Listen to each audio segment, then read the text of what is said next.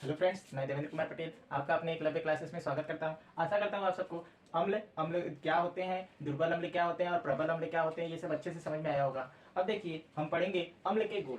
अम्ल के गुण, अम्ल के गुण। तो इसमें हम पहले पढ़ेंगे भौतिक गुण। पहला हेडिंग क्या होगा? भौतिक गुण।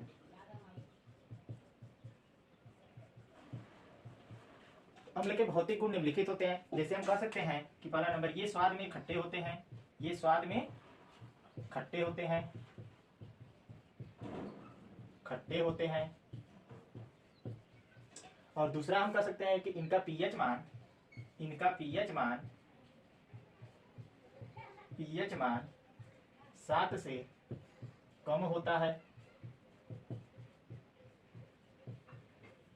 और तीसरा हम बता सकते हैं कि ये नीले लिटमस पेपर को लाल कर देते हैं। ये नीले लिटमस पेपर को, नीले लिटमस पेपर को लाल कर देते हैं, लाल कर देते हैं। और कह सकते हैं कि इनकी प्रकृति जो होती है वो संक्षारक होती है। कहने का अर्थ है कि इसके संपर्क में जो आता है वो क्षरित हो जाता है। तो हम लिख सकते हैं इनकी प्रकृति, इनकी प्रकृति संक्षारक होती है, संक्षारक होती है। अब देखिए, अब हम बताएंगे रासायनिक गुण। रासायनिक गुण में, रासायनिक गुण, तो रासायनिक गुण में पहला हेडिंग होगा धातु के साथ अभिक्रिया। धातु के साथ, धातु के साथ अभिक्रिया, पहला हेडिंग। तो अम्ल धातु के साथ अभिक्रिया करके हाइड्रोजन गैस मुक्त करते हैं। हम लिख सकते हैं अम्ल धातु के साथ, धातु के साथ अभिक्रिया करके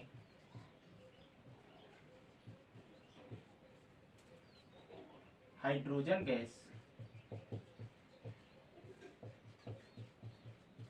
हाइड्रोजन गैस देते हैं।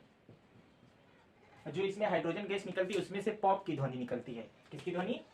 पॉप, पॉप की ध्वनि उत्पन्न होती है इसमें से। रिएक्शन लिख लीजिए। तो जैसे हम कह रहे हैं, मान लीजिए हमारे पास HCl अम्ल है, इसकी अभिक्रिया हम करा दिए आयरन से।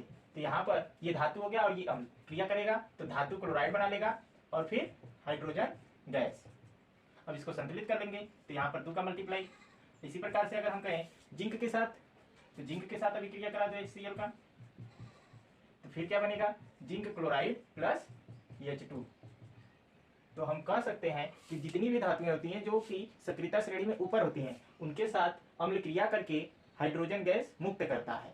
देखिए, कुछ धातुएं ऐसी होती हैं जो अम्ल से अभिक्रिया करके हाइड्रोजन गैस नहीं देती हैं। तो हम लिख दे रहे हैं नोट पॉइंट में, जैसे कॉपर हो गया, Hg हो गया, सोना हो गया, और फिर कह सकते हैं चांदी आदि अम्ल से अभिक्रिया करके, अम्ल से अभिक्रिया करके, अभिक्रिया करके हाइड्रोजन गैस नहीं देती है, नहीं देती है।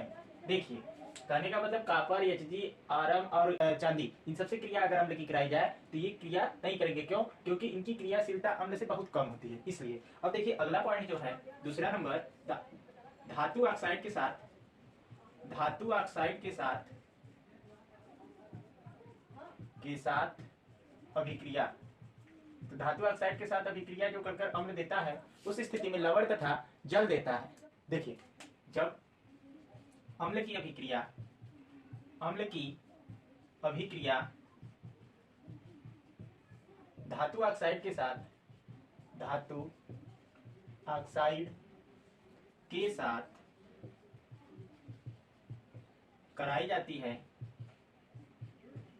कराई जाती है, तो लवण तथा, लवण तथा जल का, जल का निर्माण होता है, निर्माण होता है।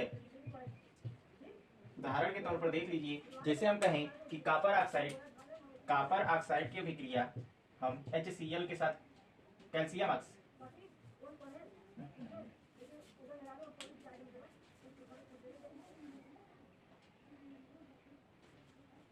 जैसे देखिए उदाहरण के तौर पर तो कैल्शियम ऑक्साइड की अभिक्रिया जब HCl के साथ कराई जाएगी तो यहाँ पर बनेगा कैल्शियम क्लोराइड प्लस H2O। अब इसको संतुलित कर लीजिए तो उधर क्लोरीन की मात्रा 2 है तो 2 मॉलिक्यूल है क्लोरीन का, तो यहाँ पर भी कितना होना चाहिए 2, तो हो गया बैलेंस। अब देखिए जिंक ऑक्साइड का इसी टाइप से आप करा सकते हैं, जिंक ऑक्साइड की अभिक्रिया HCl के साथ, तो यहाँ पर भी क्या बनेगा जिंक क्लोराइड और प्लस जल H2O। अब इसको भी संतुलित कर लीजिए तो यहाँ पर कितने का मल्टीप्लाई 2 का। अगला देखिए तीसरा नंबर, तीसरा हम बता रहे हैं अम्ल की जल के साथ अभिक्रिया, जल के साथ अभिक्रिया। तो जब अम्ल की जल के साथ अभिक्रिया कराई जाती है तो हाइड्रोनियम आयन का निर्माण होता है। किसका निर्माण होगा? Hydronium ion. हाइड्रोनियम आयन मतलब कि H3O+। देखिए लिख दे रहे हैं, जब अम्ल की जल के साथ अभिक्रिया कराई जाती है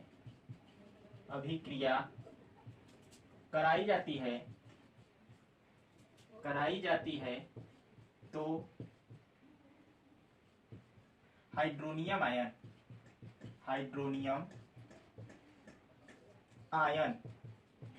तो हाइड्रोनियम आयन का सूत्र लिख दीजिए यहाँ पर। तो हाइड्रोनियम आयन का जो सूत्र होता है H3O+। हाइड्रोनियम आयन का निर्माण होता है, हाइड्रोनियम आयन का निर्माण होता है। तो देखिए उदाहरण जैसे हम बता रहे हैं HCl की अभिक्रिया जल के साथ करा दी जाए तो यहाँ से जो बनेगा H3O+ प्लस Cl-, तो इसका नाम क्या है? Hydronium ion. इस तरीके से जल की अम्ल के साथ अभिक्रिया होगी, उस स्थिति में क्या बनेगा? हाइड्रोनियम आयन का निर्माण होगा। अगला पॉइंट देख लीजिए, अगला है कार्बोनेट के साथ अभिक्रिया, धातु कार्बोनेट के साथ अभिक्रिया, धातु कार्बोनेट के साथ अभिक्रिया। तो इसमें हम बता दे रहे हैं कि जब धातु कार्बोनेट के साथ अम्ल की अभिक्रिया होती है तो उस स्थिति में कार्बन डाइऑक्साइड गैस बनता है। उस स्थिति में कौन सी गैस बनती है? Carbon dioxide. तो लिख दे रहे हैं, जब अम्ल की अभिक्रिया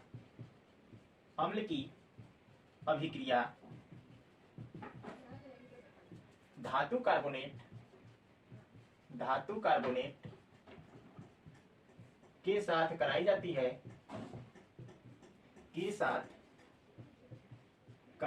है तो carbon dioxide gas CO2 gas का निर्माण होता है।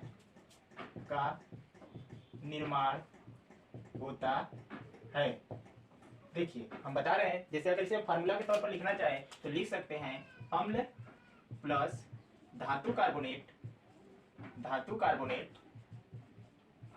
गिव्स, लिख सकते हैं यहाँ पर धातु लवण प्लस जल प्लस CO2। इस स्थिति में CO2 गैस निकलता है। देखिए जैसे हम एग्जांपल के थ्रू बता रहे हैं तो अम्ल मान लीजिए या तो Cl है, अब इसमें हम अगर धातु कार्बोनेट लिखे तो CaCO3 कैल्शियम कार्बोनेट। तो इस स्थिति में अगर रिएक्शन कराएं तो यहाँ से क्या बनेगा? धातु क्लोराइड, धातु लवण, तो यहाँ पर बन जाएगा CaCl2 और प्लस H2O और प्लस CO2। इस स्थिति में CO2 क्या होगा? गैस बाहर निकलेगा, CO2 बाहर निकलेगा। अब इसको संतुलित कर लीजिए तो देखिए यहाँ पर हाइड्रोजन कितने हैं? 1, और उधर हाइड्रोजन कितने हैं? 2। तो इसमें हमें कितने से गुणा करना होगा? 2 से। और बाकी देख लीजिए क्लोरीन यहाँ पर 2, यहाँ पर भी 2, कैल्शियम 1, C कार्बन 1 O3, तो 2 1 3 संतुलित है। एक और रिएक्शन देख लीजिए इसी तरीके से, अगर हम अम्ल की अभिक्रिया HCl की अभिक्रिया सोडियम कार्बोनेट से करा दें, Na2CO3 के साथ करा दें, तो Na2CO3 के साथ जब कराएंगे तो इस स्थिति में कैल्शियम क्लोराइड की जगह क्या बनेगा? सोडियम क्लोराइड, तो NaCl plus H2O plus CO2। इस स्थिति में भी कौन सी गैस मुक्त होगी? Carbon dioxide gas. और देखेंगे तो इसको संतुलित करने यहाँ पर कितने गुणा? 2 का गुणा करना पड़ेगा। और H2O में भी देखें तो H की संख्या 2, तो इधर कितने का? 2 का मल्टीप्लाई, संतुलित हो गया। अगला देखिए जो 5वां पॉइंट बता रहे हैं रासायनिक गुण में, धातु कार्बोनेट था। अब हम बताएंगे धातु बाइकार्बोनेट या धातु हाइड्रोजन कार्बोनेट के साथ अभिक्रिया, धातु हाइड्रोजन कार्बोनेट के साथ अभिक्रिया, धातु हाइड्रोजन कार्बोनेट के साथ अभिक्रिया। इस स्थिति में भी गैस कौन सी निकलेगी?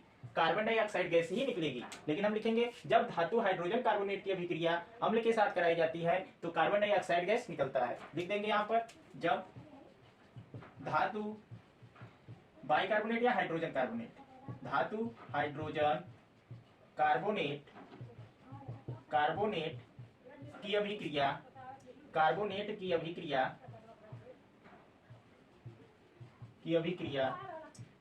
अम्ल के साथ कराई जाती है, अम्ल के साथ कराई जाती है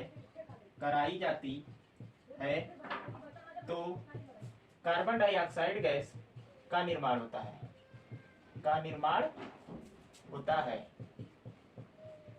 तो यहां पर भी अगर हम सूत्र लिखना चाहें तो लिख सकते हैं अम्ल प्लस धातु हाइड्रोजन कार्बोनेट। तो इससे जब रिएक्शन करेगा तो इधर क्या मिलेगा? धातु लवण प्लस जल प्लस CO2 गैस। कौन सी गैस? CO2 gas. अब इसका एक उदाहरण लिख दे रहे हैं, जैसे देखिए NaHCO3,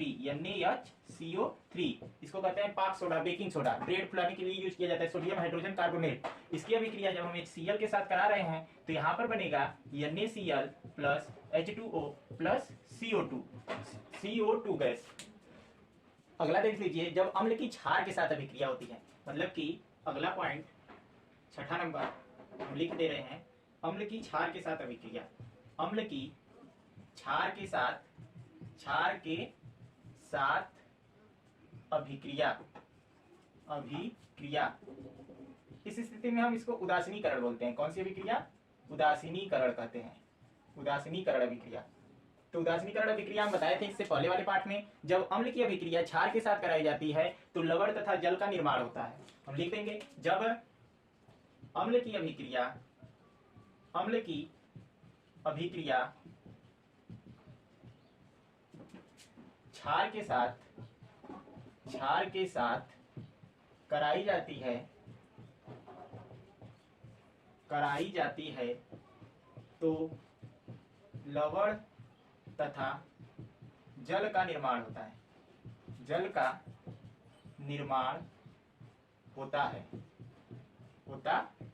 है। तो इसमें हम अगर सूत्र लिखना चाहें तो लिख सकते हैं अम्ल प्लस क्षार गिव्स लवण प्लस जल। ये सूत्र हो गया। अब इसमें कोई भी अम्ल लिख लीजिए उदाहरण के तौर पर, जैसे हम लिख दे रहे हैं HCl, क्षार NaOH। तो इस स्थिति में जो बनाएगा NaCl प्लस H2O बनेगा। इस स्थिति में क्या बनेगा? NaCl plus H2। ये अम्ल हो गया हमारा और ये क्षार। अगर आप देखें तो इस स्थिति में यहाँ H प्लस Cl माइनस और इधर सोडियम प्लस हाइड्रोक्साइड माइनस। तो इसका जो धन आयन है इसके ऋण आयन से जाकर जुड़ेगा और इसका ऋण आयन जो है इसके धन आयन से। तो OH से H जुड़ जाएगा तो H2O बन जाएगा, Na से Cl। ऐसा करता हुआ आप सबको ये समझ में आया होगा। यदि समझ में आया तो मेरे चैनल को लाइक, सब्सक्राइब और शेयर जरूर कीजिएगा। धन्यवाद।